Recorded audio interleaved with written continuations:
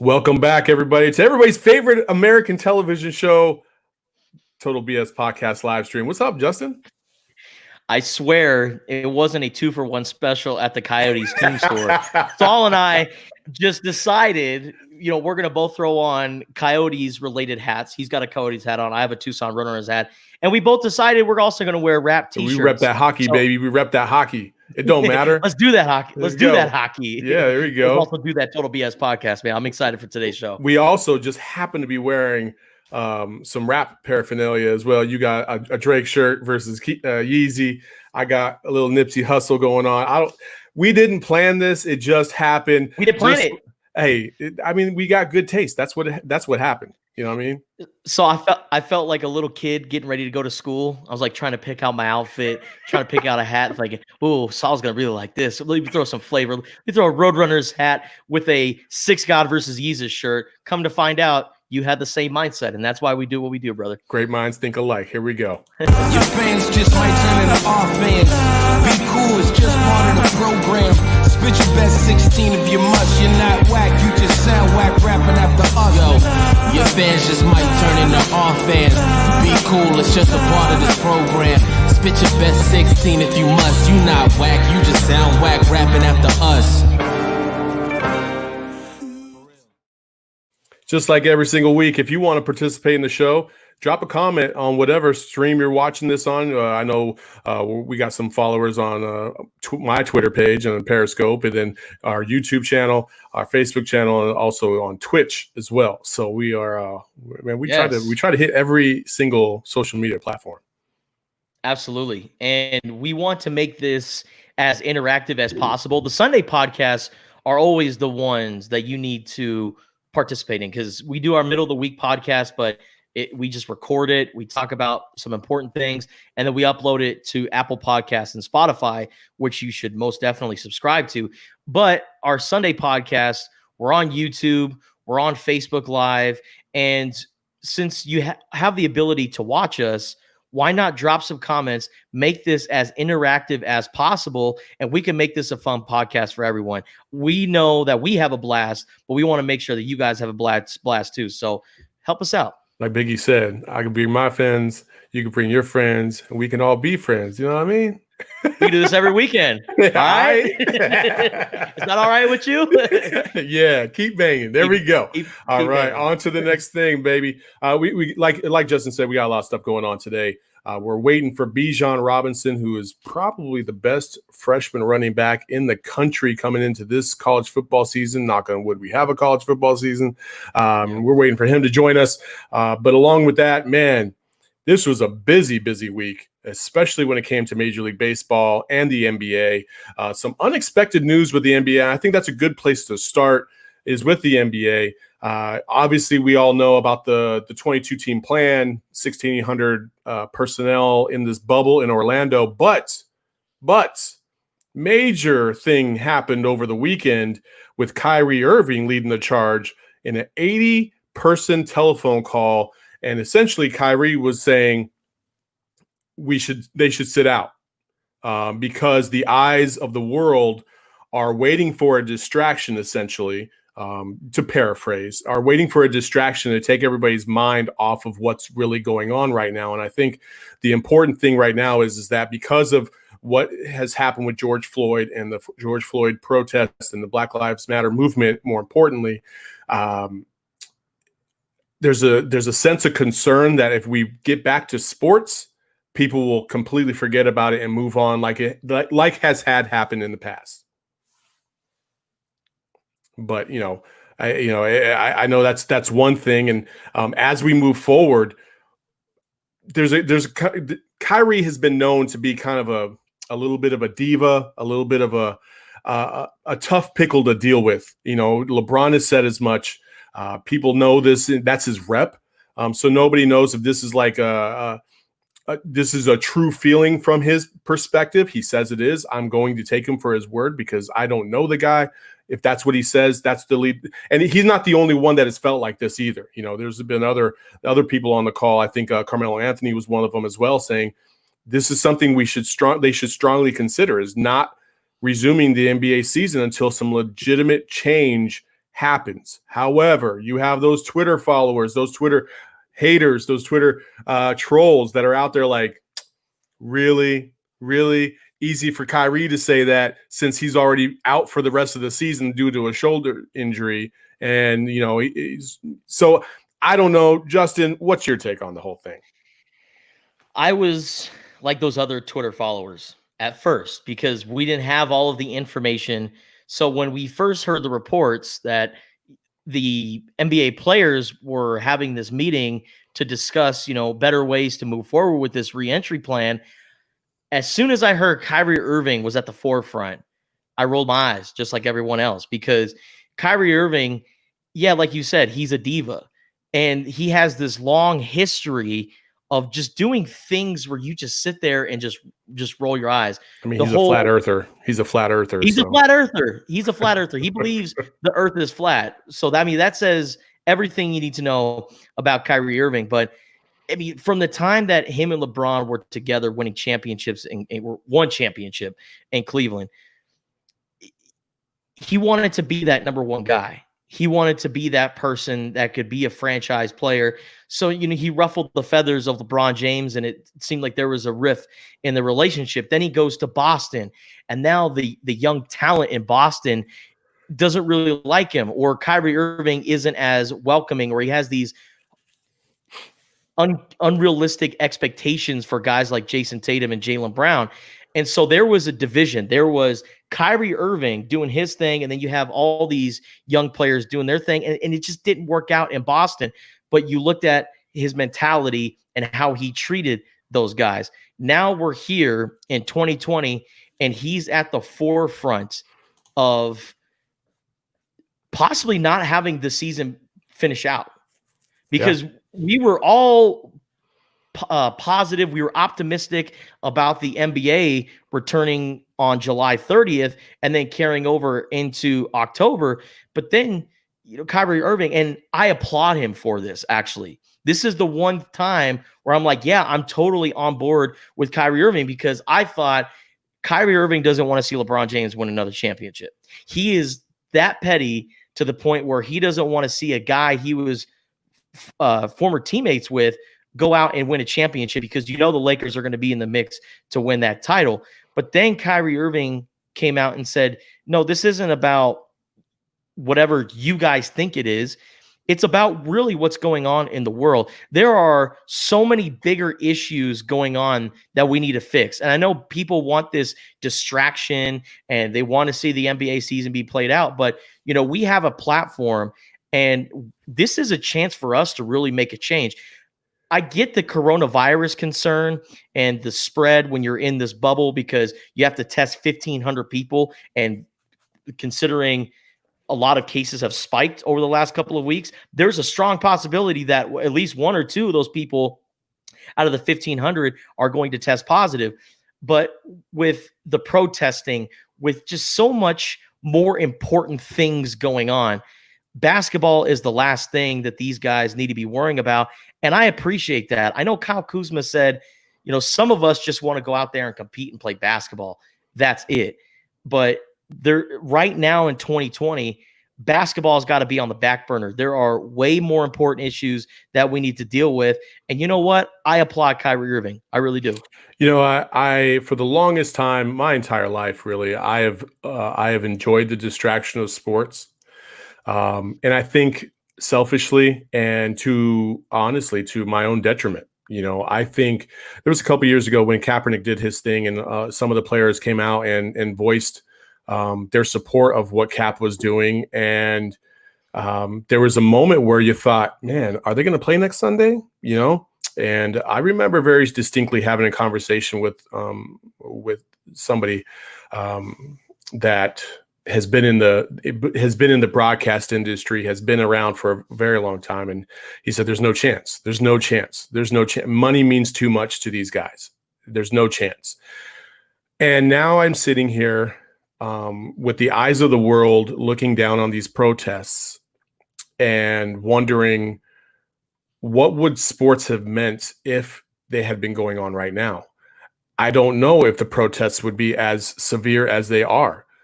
People can distract themselves very easily by just watching games and moving on. It's live commentary, and it's just something that is a ever growing and manipulative organism that's constantly changing. Yeah. I, for one, personally think that you make a much bigger statement by refusing to play than those people out there saying, what's bigger than a stage on national TV? You got a game and you're on national TV, that's the place to make your stage. Excuse me. No, it's not, because it's been done and people crapped all over it. When Colin Kaepernick had that same stage to himself, nobody wanted to hear it.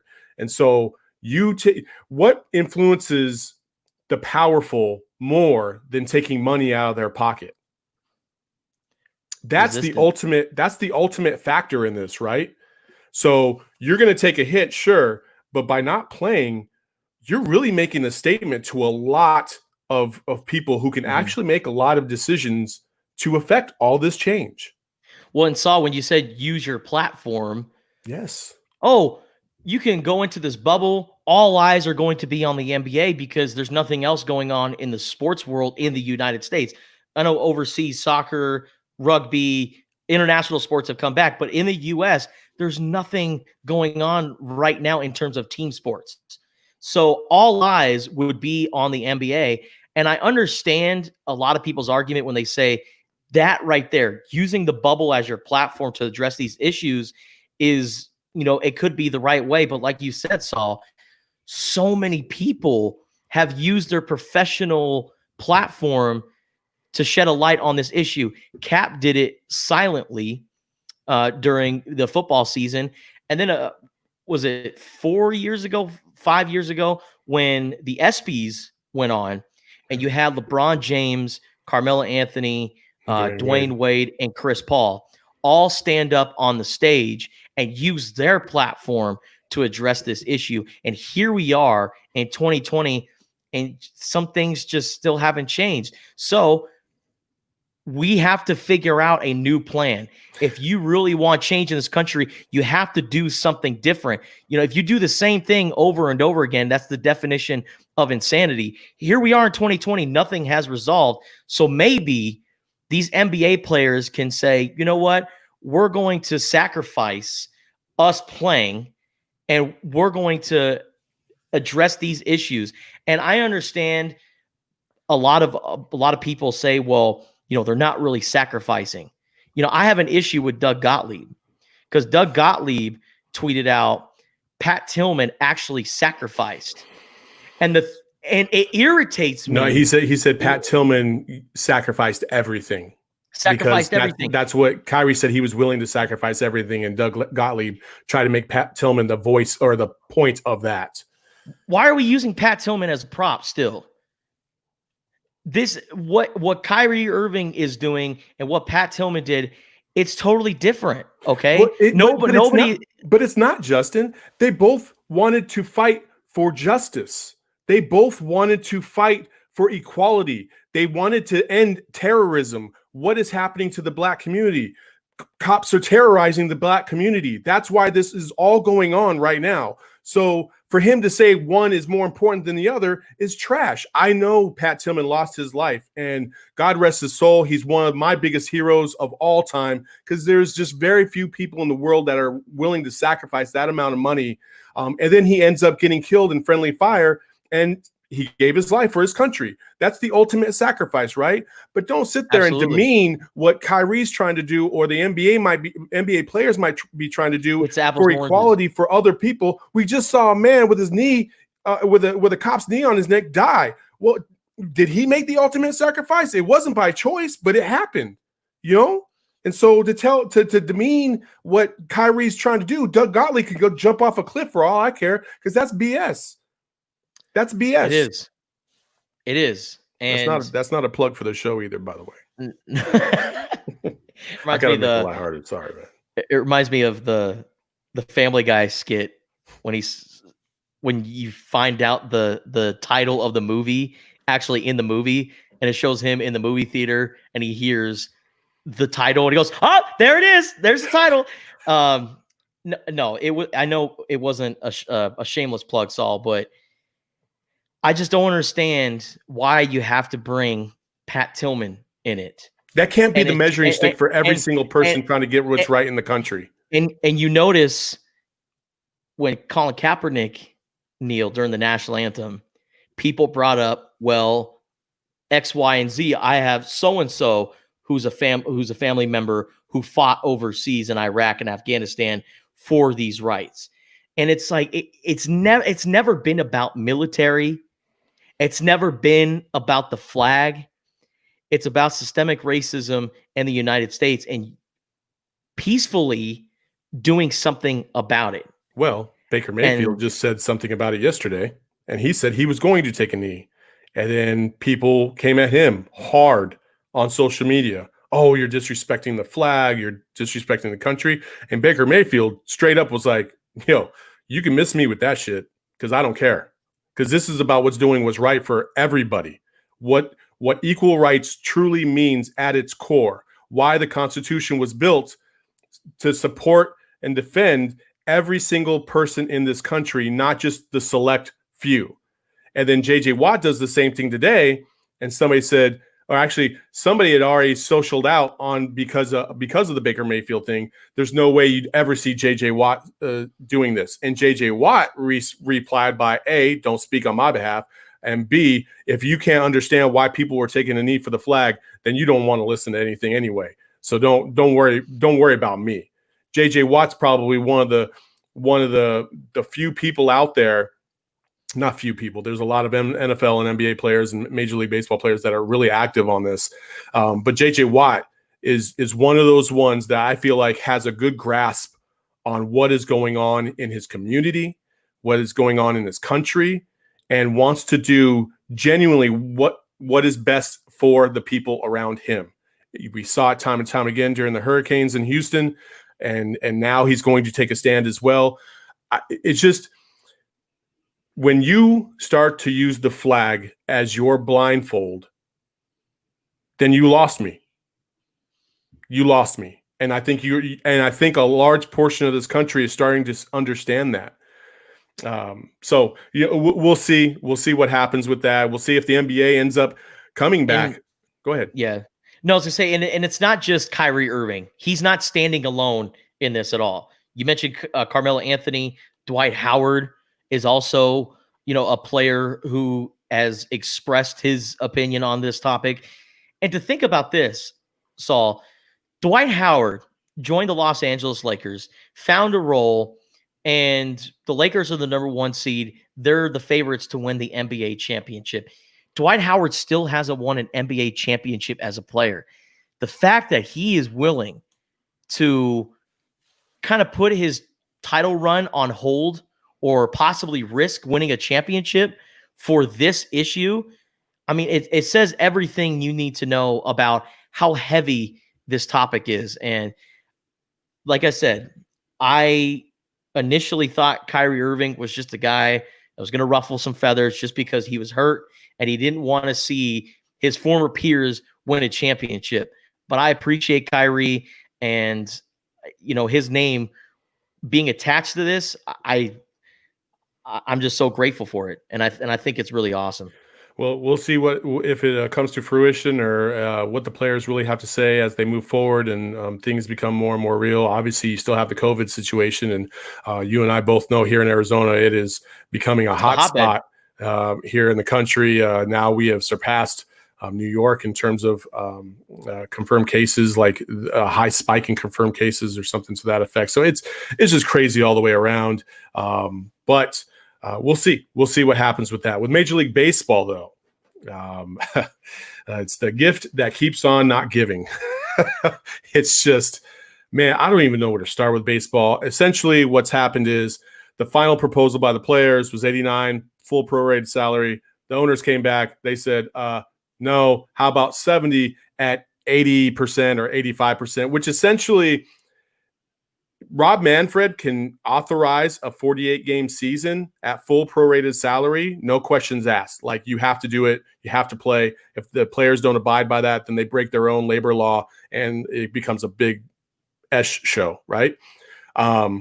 But by repackaging that 48 game full prorated salary into a 70 game at 80%, the numbers are almost identical. You're just repackaging the same shit over and over again, dude. What are you doing? Like, I have no idea the way it is, the way it's set up, or what their goal is. But like you said, it's just taking the same shit and giving it back. It's like, hey, how about 6? Well, no. How about 2 times 3? Oh no. How about 3 times 2? Yeah. How about 7? But like it's they come out with these different formats, but it's Andrew all McCutcheon said that yesterday. That was brilliant. Yes, brilliant. That's who it was. Okay. Yeah. Shout out to Kutch, but I don't know what baseball is trying to do at this point. And I said, July 4th weekend was really kind of like our soft deadline, and a time of the year where we could really move forward with the MLB season. But I mean, I don't know, Saul. I don't know if we're gonna get baseball just because. Well, we will get baseball because the players have they came back with their final proposal and they said, we're not making a proposal. Tell us where to be. We're going to be there. We'll go and we'll play your 48 game season, and that's that. So we'll see how that goes. But we'll see. I feel like the players are Eminem and MLB is the free world, and we're in the middle of a rap battle. And nobody's paying attention because you're saying the same shit that he said. You know what I mean? Like, come on, man. Like, what are we doing here? Like, so Rob Manfred is Papa Doc. And when the players dropped the mic and said, "Just tell us where to be there," that was it. He was stunned. He was like, "I had nothing. That's it." So, oh man. So the players said, "Hey, you just tell us where to be." That was them saying, I'm going to walk my white ass across 8 Mile to the trailer park as he moves them. Yes. He was all gassed up, and notice that this man did not have his hands up. Oh, man. Baseball, I don't even know where to begin with baseball. It's kind of crazy what's going on, but it looks like we will get a sliver of a season, which ends up being about a quarter, maybe a third of what it normally would have been. But hey, it's baseball, and I know there's a lot of people in this country that want to watch baseball. And it's kind of funny how there's not the same kind of angst when it comes to the bubble versus the MLB plan. I know there's a lot of concern in the bubble with the NBA and how that's going to go. But with baseball, you haven't really heard that. Maybe it's because everybody's been distracted by the labor strife instead of like the actual plan in place.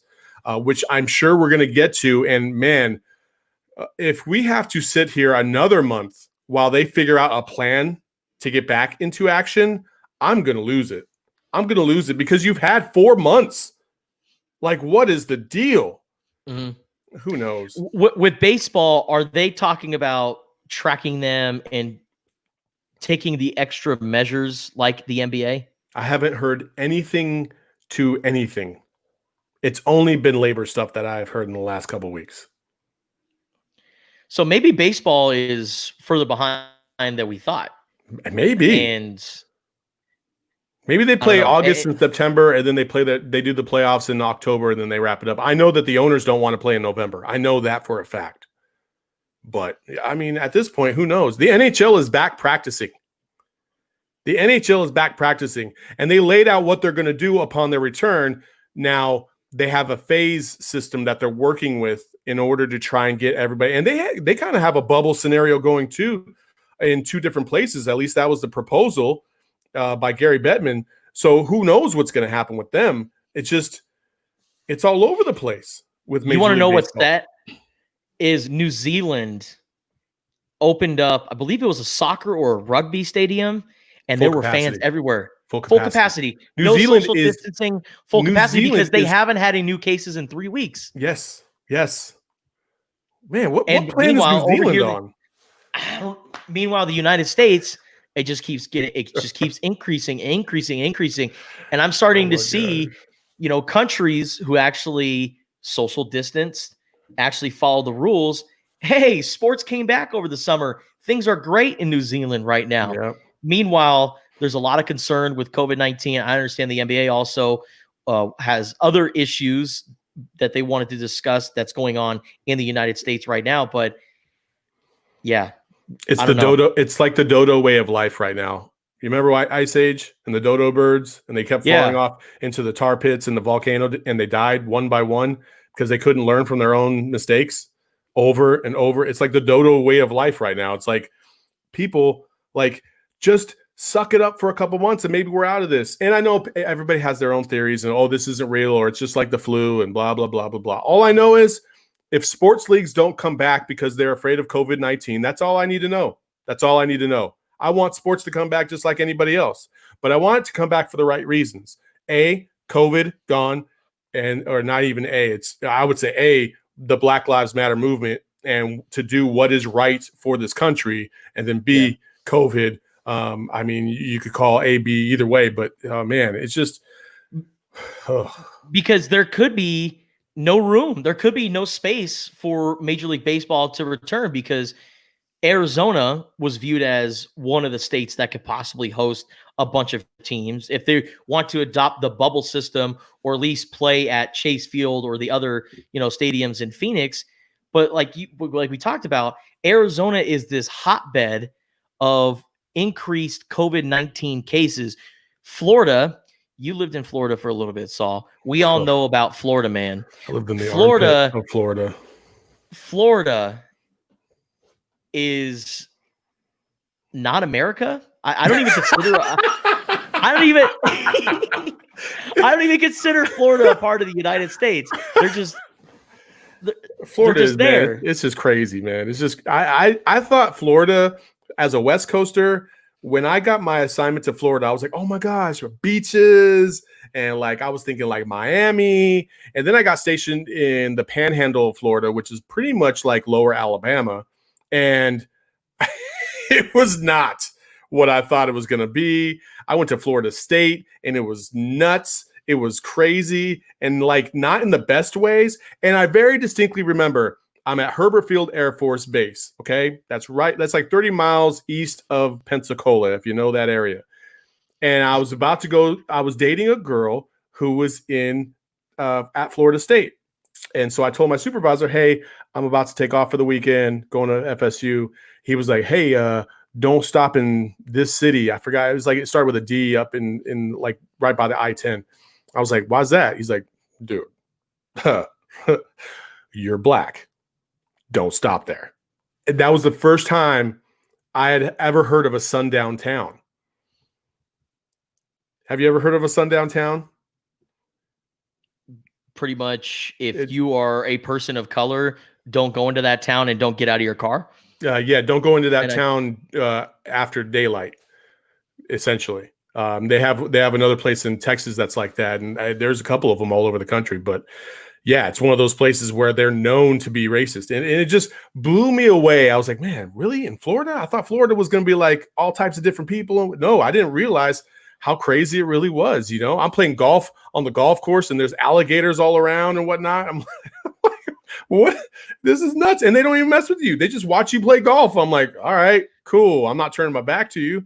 But Florida has a unique brand of people. Yes. And just like Arizona, a lot of people are being ignorant to the state slowly, starting to reopen. Yeah. And you see people hanging out in pool parties. You see them going out to the clubs. And this is how coronavirus spreads. Yeah. And people just don't understand. I can admire, you've been locked up for months and you're itching to get out of the house and return to normal life. But when you still see the number of COVID-19 cases increasing and you're just like, yeah, I'm going to go to the club. You are part of the problem and you're going to be the main reason why we don't have sports return. If college football season doesn't come back because of you, you're going to feel my wrath. Let me tell you. Word. I mean, we're waiting for Bijan Robinson to join us, obviously. And I don't know if you noticed what I just put up on the screen, but he's watching our program. So Bijan, if you're out there, we're waiting for you, buddy. Check your email, Bijan. Maybe he doesn't check his Sal Point email anymore. I don't know. Yeah. Maybe he's got that UT thing going already. I don't know, but I'm sure we'll work it out to where we get him in here in a second. But while we wait for Bijan, just like thousands, I would say, or millions of people out there that are college students, his younger demographic, and I know we're kind of I'm an old head, but I started with the original Nintendo, the PS5. The announcement this week. I thought that was kind of cool. I think it's very apropos to kind of talk about that while we wait for Mr. Robinson to show up. But they debuted it and it looked pretty cool. And I mean, I gotta admit, I kind of want it. But Justin, what were your overall thoughts when you saw it? I'm a PlayStation guy. I've always have been. Same, tried and true, baby. Xbox just never really did it for me. And for sure. Xbox had its run. They definitely won the PS3 versus Xbox 360 battle because I personally knew more people with Xbox 360s. But PlayStation has always been near and dear to my heart. I've had the PlayStation 1, I've had the PS2, I've had the PS3. I've had every PlayStation. And seeing the PS5 finally get revealed, it just got me so giddy because it's not just like the model and all the cool features about it, but just like any other gaming system, the more we advance, the better the graphics are. So you're watching a 2K trailer with Zion Williamson, and you could see like every little sweat droplets of Zion Williamson.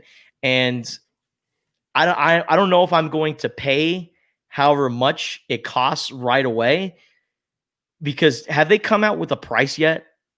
Because I know PS4s are roughly $300, plus you got to buy a controller, which can run you $60, but that's a PS4. How much is an extra PS5 controller? In Sony, I guarantee they're going to go full Apple here. They are going to add all these like little tiny accessories that you absolutely need for the PS5, and they're going to charge you up the yin-yang because people buy it. They know we need these pieces in order for all of this to function, and we're going to buy it. So I don't know how much the console itself is. I don't know how much an extra controller is, but I know it's going to be damn expensive. I don't plan on getting the PS5 right away, but my goodness, I love it. It looks so beautiful. Much. It looks beautiful. It looks, I mean, it's white, it's clean. It's like, it got the little black interior, the blue lights. I mean, it looks pretty dope. I know a lot of people weren't feeling it. I was, but, I'm probably going to get it. I probably will be like you. I will wait a little bit. We'll let them work out the kinks with some of those new first products that come out. But in the meantime, I know you're chomping at the, what do you want to say, Justin? Go ahead. My selling point. The only way I would get a PS5 on release date is if Grand Theft Auto 6 comes along with it. Oh. This is a PSA. No, this is a message to you, Rockstar Games. Grand Theft Auto is my favorite gaming franchise of all time. We've been playing Grand Theft Auto 5 for 8 years now. When the 4 previous Grand Theft Autos all came out within a 7-year span. So we've been juicing out Grand Theft Auto 5. We need a new GTA. And if GTA 6 comes out with PS5, I'm all aboard. Well, I'm all for it.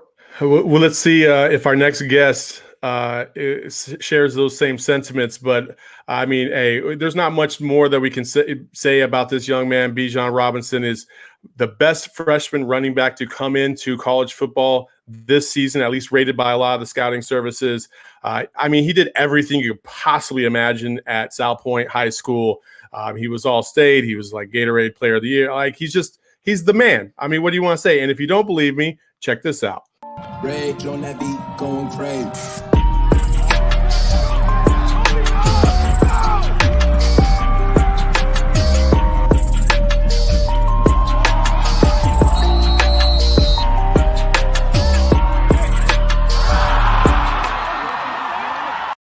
And live joining us From are you in Tucson? Are you in Austin? What's up, Bijan? No, how you guys doing? No, I'm in Austin. All right, Austin, huh? Are you in dorm life right now or what? Yeah. So we're just getting done, starting to move in. It's almost finished. We just got a couple more things to do, but yeah, we're in the dorms right now. Getting done. I mean, how excited are you right now? I mean, this is like what you've been waiting for, right? To get to this level. I know there's probably another level. I know this, but maybe that's 3 years down the road or whatever. But right now, like you get to experience the same thing every other freshman does when they come onto campus, whether they're an athlete or not. Yeah. What's the mood inside Bijan Robinson right now? Blessed, very blessed, excited. I'm just ready to go.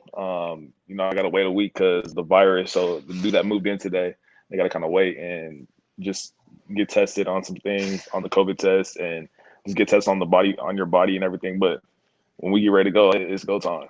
And God brought me here, to play with these guys and just show the world what we got. So when I first met Bijan, he just finished up his freshman year at South Point. Chubby-cheeked freshman, still looks like a 14-year-old. Now I'm looking at him right now. He's got a goatee, like he's turned into a man. Bijan, thank you again for coming on our podcast, man. I really do appreciate it. So no problem. This is an interesting time to be in your position because you're a high-profile athlete, and this is all going on during a global pandemic. Like you're transitioning into college life, but then there's the testing, there's the social distancing during workouts. So like, what's the plan for you? Do you have to test daily? I mean, what's kind of the issues there, or what's your day-to-day routine?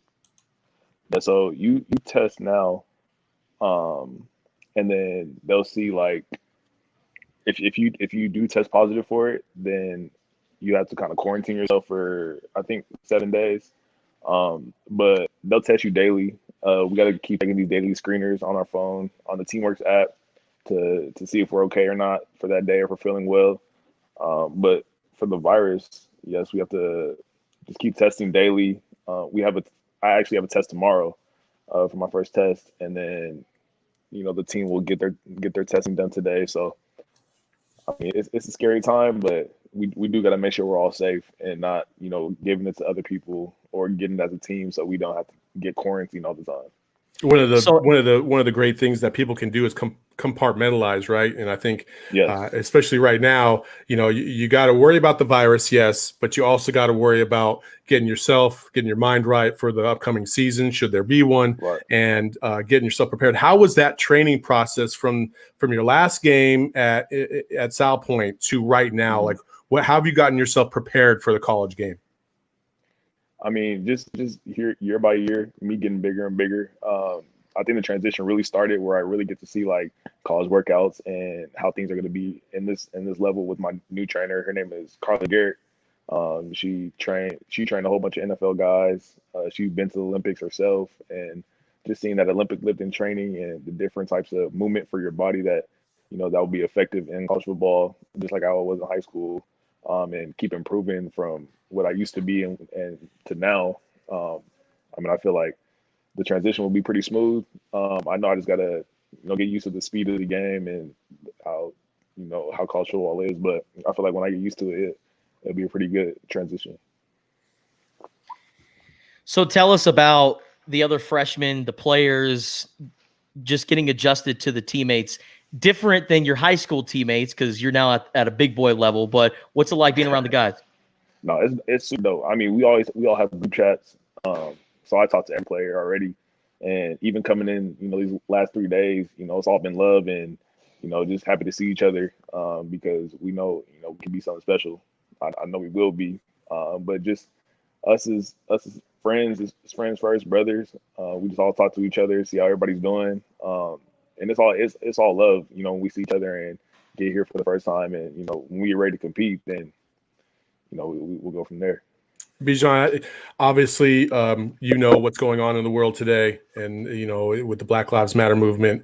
You're a prominent athlete. You're a Black athlete. You're at the University of Texas, and there's some stuff going on at UT. How are you taking this all in, and how do you feel you can best approach this as we move forward? Just, I mean, I'm all for it. I'm all for the protests. I'm all for the Black Lives Matter. I'm all for it all because people, the Black people need to be heard, just to better the country. White, Black, Asian, no matter whatever ethnicity you are, it's best for the country. So for me, I try to observe and watch the protests. I'll go some here and there, but just seeing what people are doing is really awesome for not only us as people, but even for sports, anything we got going on in this world. So I support it all, and I just hope everybody stays safe through it because I know it can get violent. So yeah, these protests need to keep going on. I think as a young Black man, coming from another Black man, I just gotta say, you have a tremendous platform on your own, and you have a tremendous opportunity to not only get yourself right and get to another level athletically, but also you have a tremendous amount of power and influence. And hey, I gotta say, man, I appreciate you coming on and doing this. And I hope you stay humble, baby. And you've been a humble kid the entire time I've ever seen you and met you. And I hope you have that as you go forward, and you get influenced by the ones that truly understand what this process is going to be like, not only as you as an 18, 19-year-old, but when you become 40 and you're retired from football and you're moving on to that next phase of your life, and how much influence you're really going to have. You know what I mean? Yes, sir. No, thank you. Hey, Bijan, I know, like you said, you have a platform and, you're going to continue to use it. Is there an athlete that you looked up to or idolized that used their platform for issues like this? Yeah, absolutely. LeBron James, he's my guy for real. Like, how he handles himself through all this pressure. He has pressure that he has to say things and be a part of this community, but just how he handles himself off the court and on the court, I look at that a lot. I watch a lot of videos off of him just to see how he maneuvers through pressure and how, whenever he does get criticized, what he does. And I just love to see it because, I don't want to be a LeBron James, of course, but just striving to be like that, you can reach high limits from seeing him. It's so crazy to see Bijan right now. He's got that deep voice, he's kind of filled out to his body. It really takes you away from this right here. Hey guys, I'm Bijan. I'm gonna tell you a story. Yes, sir. What? First, I am a funny guy. Hello, ladies. Super cool. But I had to do it, man. I had to do it, Bijan. Hey, that was a time right there. That was a time.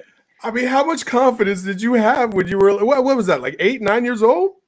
Yeah, I was just messing around with YouTube. I saw the record sign up there, and I just took that video. I took 2 videos, and after I took them, I just put them on there, and I would never know how they would get seen ever, but it was just a little fun time. That's right. So did you not even think about deleting them, or did you get locked out of your account, or you were just like, you know what, I'm just gonna let it up there?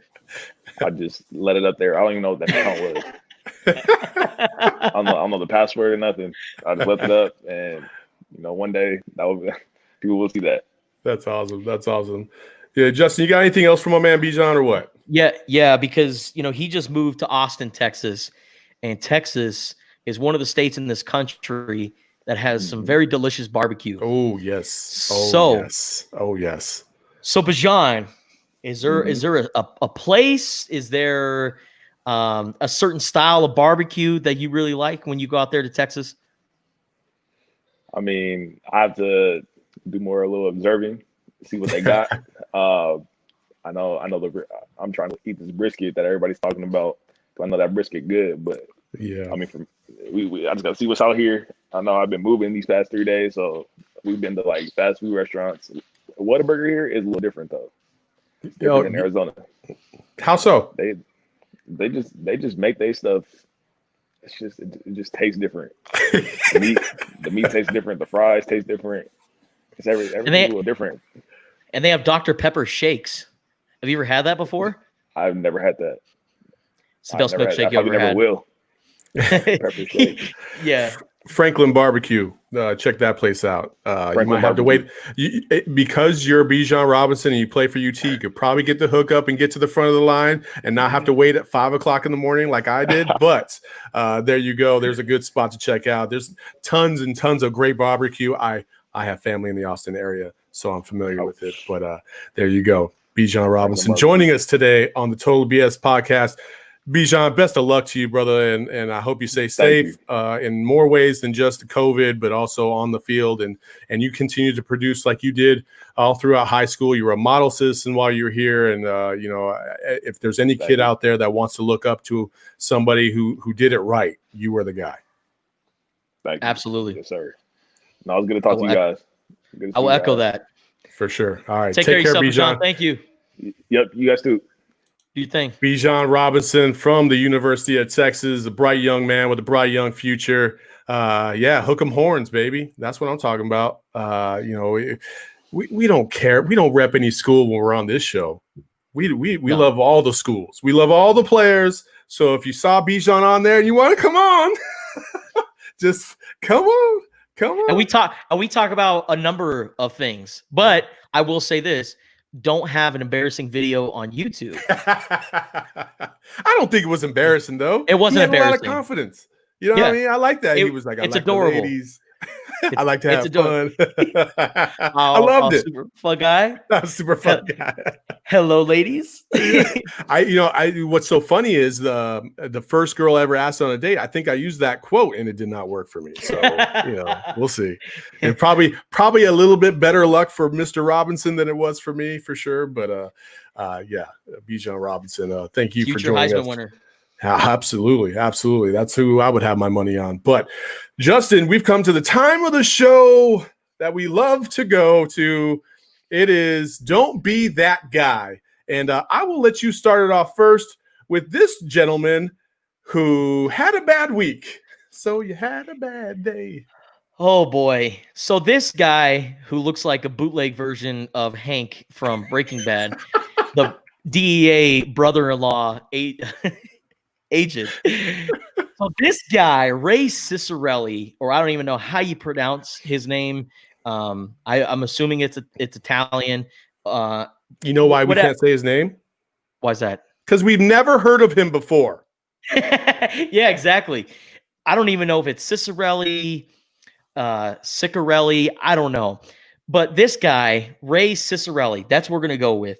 He decided to quit NASCAR because he's a NASCAR truck driver because the sport decided to remove the Confederate flag. They don't want any Confederate flags at any NASCAR race or any event. And so this guy said, you know what? If they're going to take my flag, I'm going to quit NASCAR. And the reason why I sit here and laugh and say, good riddance, my guy, because he's not even a prominent name. He is 0-32. If there's even a record in NASCAR, this man has participated in 32 races at his level and hasn't won a single time. Zero. So you know what? Good riddance. I am so happy that the sport of NASCAR realized, okay, this flag is not a part of any heritage. It's a part of a long line of history of hatred towards African Americans and people of color. So, a lot of people are, storming and I wouldn't say protesting, but they're just so all up in arms about the Confederate flag being moved. And it's like, why would you want to be reminded of something that was just a part of history in a bad way? So I appreciate the NASCAR for doing this. Ray Cicerelli, good riddance. You weren't even that good in the first place. You raced 32 times and you didn't even finish first once. So you stink. Good riddance. Bootleg Hank Schrader. I had a rough day. I took 32 shots. I was 0 for 32. Dude, bootleg Hank Schrader. Well, the next one. Whoa. Pump the brakes there. Okay. Let me go. And then you can get the final word. Okay. Mr. Harold Goodwin has a sister And they were out there in the yard playing the old pigskin. And he tried to give her the business. And I will let you be the judge of who won. What is he doing? What is he trying to do?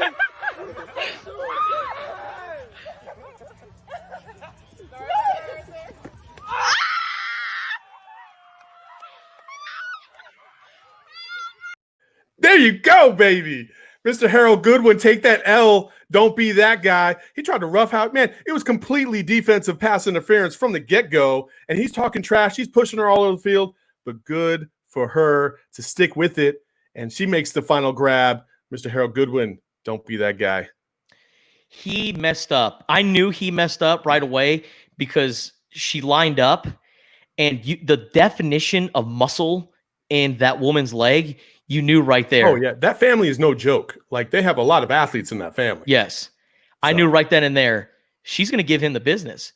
And, you can press her at the line and be super aggressive, but she found a way. She continued that route, and she one-handed that thing. Good for her. This last one comes with a little trepidation, not trepidation, I should say.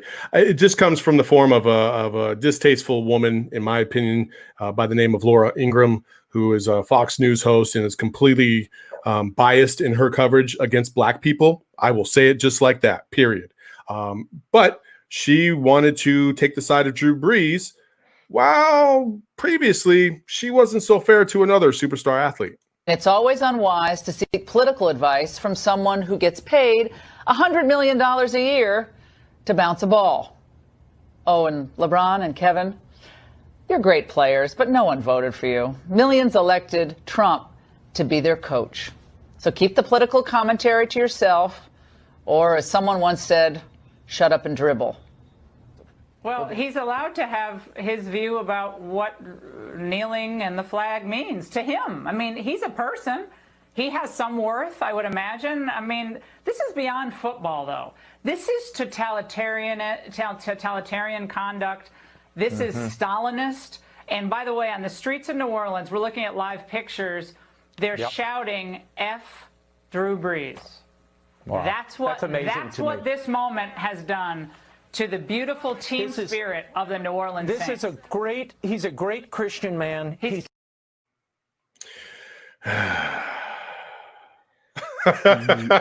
I have to laugh to hide the anger that I feel. But anger, what did they say? Fear leads to anger, anger leads to hate, hate leads to suffering. That's a Star Wars quote for those of you who don't know.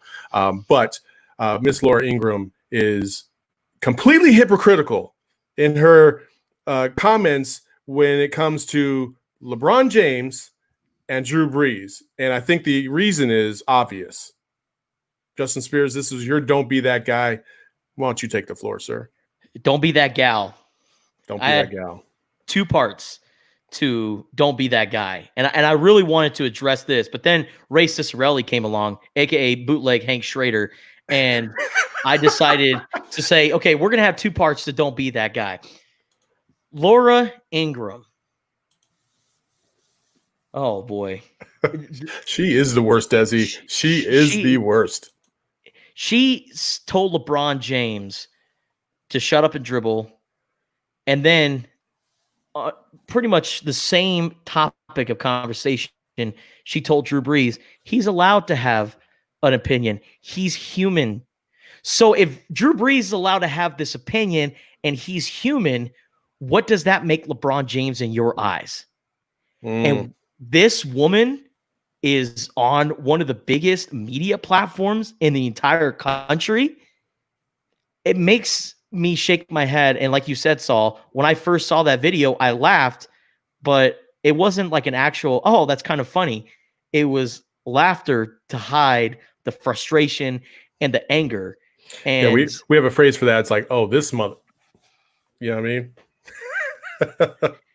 Exactly. And you just listen to the tone in her voice and how she talks about LeBron James and Drew Brees.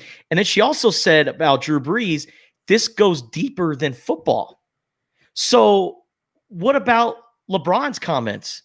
These are issues that go deeper than basketball. We're thinking about not having the NBA season because of these issues, because it's bigger than basketball.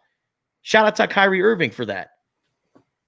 But you hear the difference between the way she talks about LeBron James, the way she talks about Drew Brees.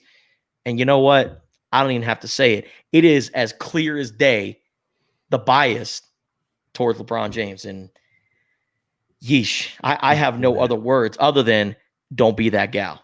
For real.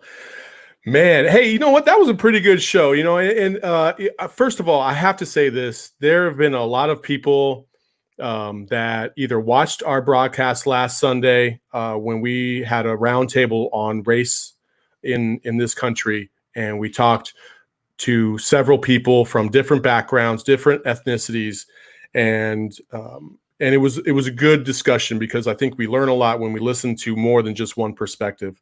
And a lot of you have reached out and saying, hey, thank you so much for covering that. It's not easy to talk about, and we appreciate you.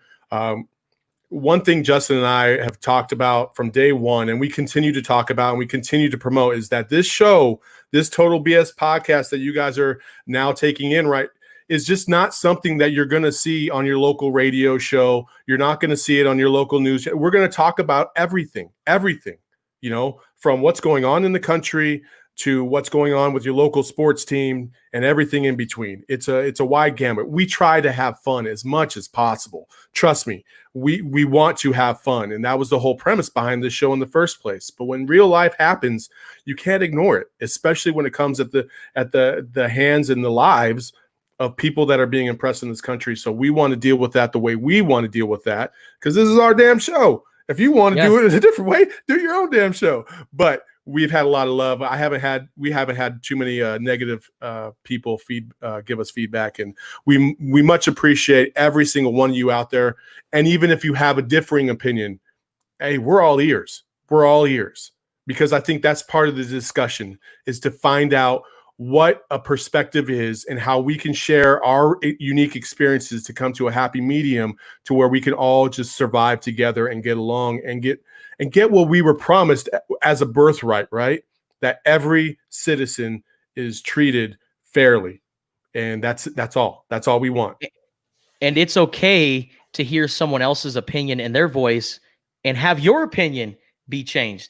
Saul, you were a classic example of that, because I remember when you and I were both at the U of A during the whole Colin Kaepernick deal during the 2016 NFL season.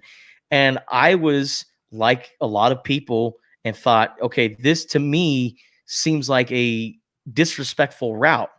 But then when we were in sports journalism, you talked about, no, I did these certain things when I was in the military, so Colin Kaepernick could have that right. And that's why a lot of other people decide to fight for this country, so we can have the rights to do things like this.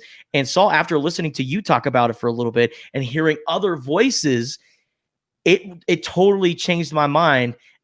And my opinion on Colin Kaepernick right now was totally different than it was in 2016. And you know what? It's okay to have your opinion changed, because when we have a dialogue and we can create this discussion and come up with ways to get over these issues, I think that's a great part of this country, and we all just need to listen. And yeah, if you have an opinion, great, but also be willing to listen at the same time. And that's what we try to do here. And that's why we highly encourage interaction with this podcast. We're going to tackle issues and we're going to talk about serious topics because we want to, because we feel like we have an obligation to. We have a platform. It's not the platform that we want it to be yet, but we still have a platform, and these are issues that we need to tackle. But don't worry, we're going to have fun. We talked about PS5 and the release date. We talked about barbecue with a future Heisman winner. This is what makes this show so great, and we appreciate all of you for joining us for this ride. Hell yeah. I was going to add to it. The only thing I was going to say was nobody serves their country to try and get one perspective all the way across the board. You know what I mean? Like, you need the differing perspectives from everybody to truly have harmony amongst everybody. And I think that's the most important part of all this. So thank you all for joining us on another Total BS podcast. It was fun. Bijan Robinson, thanks again for joining us today. Many, many thanks to him for joining us, as well as, good health as they move forward, and the Texas Longhorns as they try to embark. He wants to make it to the college football playoff. That's what he said. So hopefully they can get there. But to everybody else, thank you so much. Justin, you got anything else to add? Yes, be sure to subscribe to the Total BS podcast on YouTube, Spotify, Apple Podcasts, Google Podcasts, or wherever you listen to podcasts. We're also on Twitch too. Also, be sure to follow us on Facebook and Twitter because, we have lots of good stuff on there as well. So Total BS podcast everywhere. So subscribe, rate, review, share with all your friends. Also, give Justin a follow. He's at Justin Esports. Give myself a follow. I'm at Saul_Bookman. We could use some Twitter love. Twitter, fucking verify us already. Jesus. You know what I mean? What do we got to do to get verified around this place, man? They suspended the Twitter verification process, or when you can submit an application. So I haven't done it in a few years. I'm also afraid to tag Twitter verified on Twitter and say, like, could you just please verify me, please? Because I don't want to seem like that guy. I mean, maybe, you know what? I think I know a guy, so I'm going to see if I can work on that this week.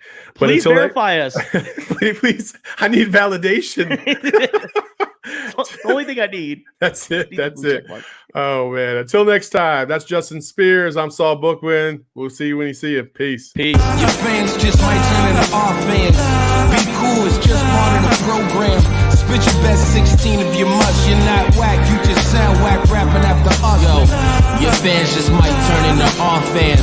Be cool, it's just a part of this program. Spit your best 16 if you must. You not whack, you just sound whack rapping after us.